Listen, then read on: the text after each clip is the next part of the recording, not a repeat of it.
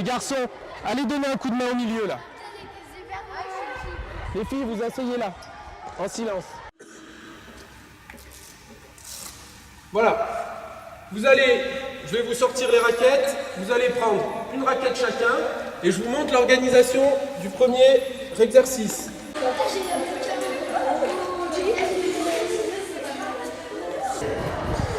Allez, on enchaîne les garçons.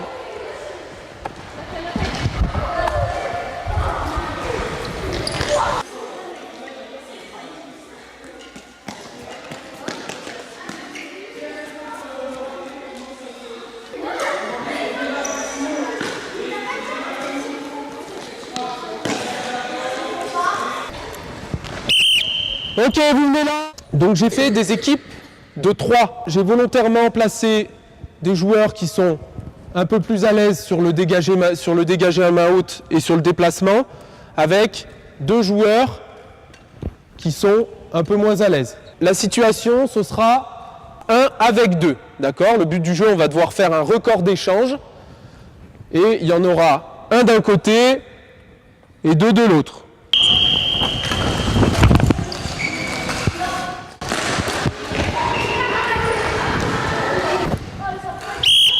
Stop! Qui est-ce qui a fait plus? Qui a fait moins de 5? Plus de 5? Plus de 10? Plus de 15?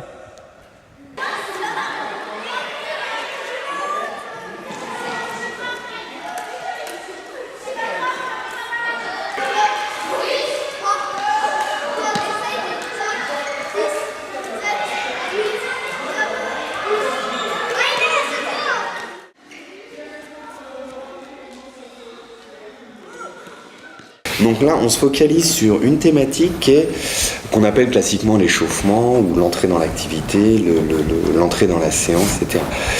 Qu'est-ce qui, au regard de ce que tu nous as proposé ce matin en badminton, quels sont les principes qui te guident sur tes débuts de séance comme ça? Donc sur les débuts de séance, ça dépend des activités. Je sais que sur l'activité badminton, par exemple, j'essaye de les faire démarrer le plus tôt possible avec une raquette, avec de la manipulation de raquette. Dans l'idéal, j'aime aussi faire de la manipulation avec volant pour qu'ils aient un maximum de touches de volant le plus tôt possible. Si on s'investit un minimum, ça contribue à faire monter en température la machine. J'essaye de leur donner la raquette le plus tôt possible pour qu'ils rentrent aussi dans la logique de l'activité et pas rester sur des tours de terrain qui, à mon sens, n'ont pas grand intérêt, quoi. D'accord, donc parce qu'effectivement, tu nous as présenté là un échauffement différent. On trouve fréquemment les rituels 5 minutes ou 2 tours de footing, montée de genoux et talons-fesses. Là, on est rentré effectivement tout de suite dans la spécificité de l'activité. Voilà. Et tu parlais de progressivité. Comment tu as pu... À travers la notion de progressivité, c'est pour ça que je voulais les faire commencer ici sur du travail sans volant pour insister sur les placements qu'on avait vus lors des 2 séances précédentes. J'ai envie qu'ils intègrent ces notions de placement pour le dégager main haute, puis c'est ce qui va leur permettre de jouer long. Et j'ai voulu du coup essayer de leur faire toucher le plus vite possible un maximum de volants et leur faire frapper un maximum de volants, pour qu'ils aient un contact avec la raquette le plus important possible. Et du coup, ce travail à vide, que je suis pas forcément un grand adepte de cette méthode, parce que j'aime pas trop quand c'est trop décontextualisé, mais c'était aussi une façon, après verbalisation, de remettre les contenus en pratique, quoi.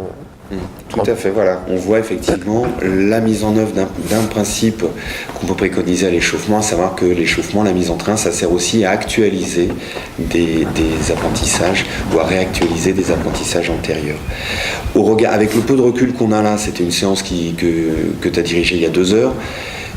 Sur quoi tu es satisfait par rapport à ton échauffement et quels sont les points que tu aimerais améliorer pour la séance suivante? Donc les points que j'aimerais améliorer, c'est déjà sur ma capacité à capter les élèves.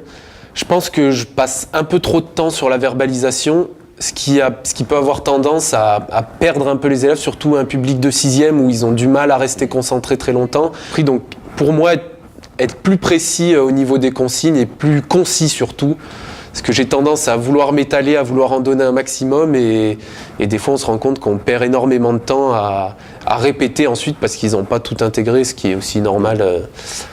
Et après, par contre, un point positif, j'ai trouvé qu'une fois qu'ils ont compris la situation, même s'il faut leur faire des retours régulièrement pour qu'ils s'appliquent, qu'ils prennent le temps de se placer, il y a eu un travail qui était relativement... Enfin, par rapport aux séances précédentes, ils étaient plutôt impliqués et ça s'est traduit ensuite sur le reste de la séance où ils étaient dedans et c'était plaisant en tant qu'enseignant de les voir s'impliquer dans l'échauffement qui n'était pas très drôle, mais s'impliquer quand même dans les consignes de mentor.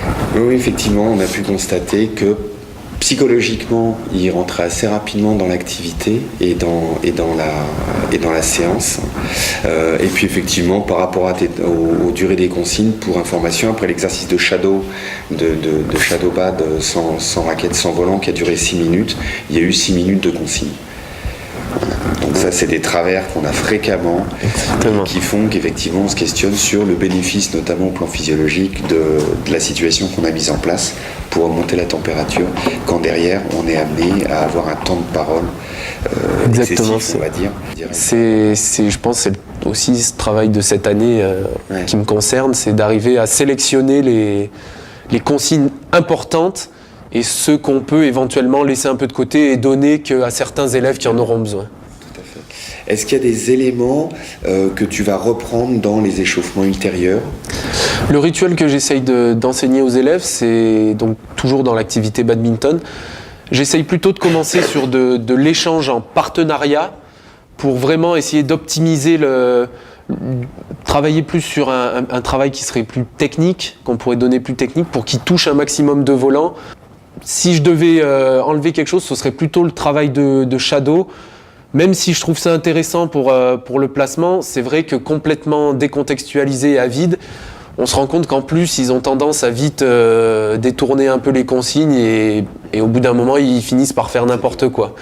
Donc peut-être partir directement sur de l'échange, mais j'avais envie que les principes de base du dégagé main haute soient intégrés auparavant. Et oui, donc dans mon organisation, plutôt partir du partenariat pour progressivement arriver à l'essence de l'activité qui est l'affrontement et un projet tactique qui est très simple à ce niveau-là, mais commencer à travailler sur un projet tactique plus élaboré. Et alors, en fin de séquence d'échauffement ou de mise en train, sachant que dans la séance de ce matin, cette frontière, on la distingue pas trop.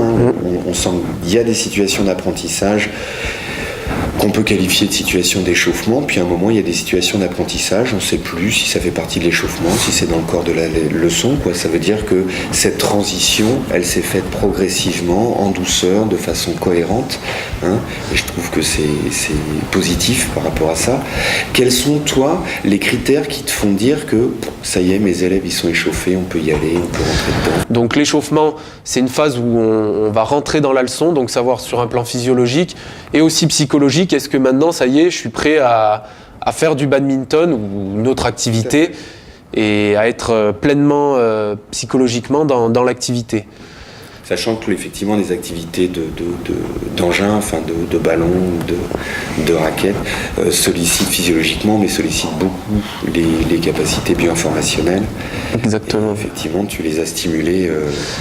Et après, c'est vrai que personnellement, j'ai encore du mal à savoir à quel moment exactement mon échauffement, et c'est vrai que j'ai pour l'instant, en tant que jeune enseignant, tendance à me fier souvent au temps, tout simplement au temps de pratique, et des difficultés à savoir est-ce qu'ils sont vraiment échauffés là, est-ce que je peux y aller?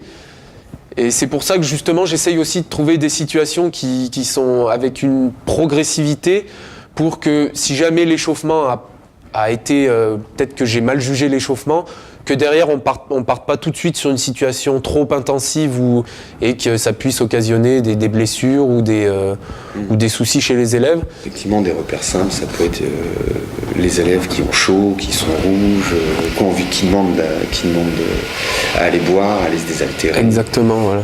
La fréquence cardiaque, ça peut être un repère. C'est vrai, oui. Également, donc, voilà, savoir est-ce que je commence à me sentir essoufflé, et ensuite on pourrait mettre notamment intégrer les notions d'étirement, les notions de mobilisation articulaire, que moi j'ai choisi de pas mettre. Alors j'ai un peu de difficulté avec ces temps d'échauffement. Je les utilise plus, notamment quand je suis en athlétisme avec ces élèves. Après, c'est vrai que ce serait intéressant aussi pour marquer les étapes de l'échauffement et puis à l'issue de cet échauffement, essayer de prendre régulièrement sa fréquence cardiaque ou sentir, avoir des sensations personnelles sur un état de chaleur ou peut-être que ce matin j'ai pas assez fixé de repères pour les élèves pour qu'ils sachent est-ce que là je suis vraiment échauffé, qu'est-ce que ça signifie être échauffé. J'essaye de le faire pour qu'ils intègrent aussi une logique d'échauffement, puisque je pense qu'il est important, si au lycée on sera plus sur du savoir s'entraîner, je pense qu'il y a un savoir qui est essentiel à acquérir au collège, qui sera le savoir s'échauffer. Et c'est quelque chose qu'ils vont construire, je pense, au travers de tout leur cursus de collégiens. Enfin, c'est toujours important, mais de leur donner les bases le plus tôt possible, qu'ils aient une logique d'échauffement et qu'ils en comprennent. Ce qu'on appelle construire des compétences. Voilà, qui leur donne un sens, exactement. Et donc là, on a pu aussi mettre le doigt sur une des contraintes fortes qu'on a tous en EPS, à savoir une durée contrainte de séance, un nombre de cycles très contraint de séances, qui font qu'on cherche à aller tout de suite à l'essentiel. Moi j'en suis conscient parce que c'est souvent, donc là je suis tout jeune enseignant, et souvent en rentrant je me dis, je leur ai donné aucun contenu, aucune consigne sur comment je m'échauffe. Et en fait on est un peu emprisonné par nos préparations de séances parce qu'on veut faire notre dernière situation qu'on trouve super magnifique, et on se rend compte que des fois avec le temps, avec les élèves aussi, puisqu'ils apprennent pas tous à la même vitesse, et on se rend compte que des fois on est pris par le temps et qu'en plus de ça on n'a même pas eu le temps de leur passer quelques consignes sur l'échauffement, et qu'on est resté un peu emprisonné de notre préparation sur papier, quoi. Bon écoute Lucas, je te remercie pour ton accueil. Merci à vous d'être venu, et puis au plaisir de pouvoir servir la formation des ESPE. Très bien, au revoir. Merci, au revoir. S'échauffer en EPS comporte des spécificités. Le but de l'échauffement consiste bien sûr à stimuler progressivement les ressources biomécaniques, bioénergétiques, bioinformationnelles, mais aussi cognitives, affectives pour nos élèves, en fonction de l'activité qui va être pratiquée par la suite et en fonction de l'objet d'enseignement de la leçon. Donc l'entrée dans la séance doit constituer une véritable séquence d'apprentissage à part entière, au plan physique, au technico-tactique, reliée donc évidemment au temps fort de la séance. Donc pour dépasser les rituel 2 minutes de footing avec les montées de genoux et les talons-fesses pratiqués au début de chaque séance, on va essayer de respecter des principes, des temps physiologiques, en les adaptant à ce qui va suivre, donc à l'activité, au temps fort de la séance. Ces 6 principes: tout d'abord, un principe de sécurité évident, notamment au travers de l'organisation des espaces de travail. Deuxième principe, la progressivité de l'intensité de travail, tout en proposant une alternance de temps fort et de temps faible qui permettent des récupérations. Quatrième principe, c'est la dimension psychologique. Rentrer dans la séance progressivement. D'ailleurs, à ce sujet, c'est peut-être l'intérêt majeur des 5 minutes de trotting rituel qui peuvent être proposées, qui permettent aux élèves de faire la transition, si la séquence vestiaire n'y suffisait pas, entre le cours précédent, la récréation et la leçon d'EPS. Le 5e principe vise à l'actualisation ou à la réactualisation des apprentissages antérieurs. C'est aussi pendant l'échauffement qu'on va revenir sur ce qui s'est fait lors du cours précédent et qui permet aussi aux élèves de refaire le point sur les apprentissages techniques ou tactiques qui ont pu être vus lors de la leçon précédente. Enfin, dernier principe, un principe d'individualisation qui va s'intégrer progressivement au fil de la scolarité, de façon à pouvoir être peut-être plus opérationnel au lycée en cycle terminal. Mais avec cette préoccupation d'individualisation de l'échauffement, on va proposer des routines puis du travail en petits groupes, de façon à ce que, au fil des années, au fil du cursus, chaque élève acquiert la connaissance de l'activité, mais aussi acquiert la connaissance de lui-même. C'est à ce niveau-là que justement on peut opérationnaliser des compétences méthodologiques.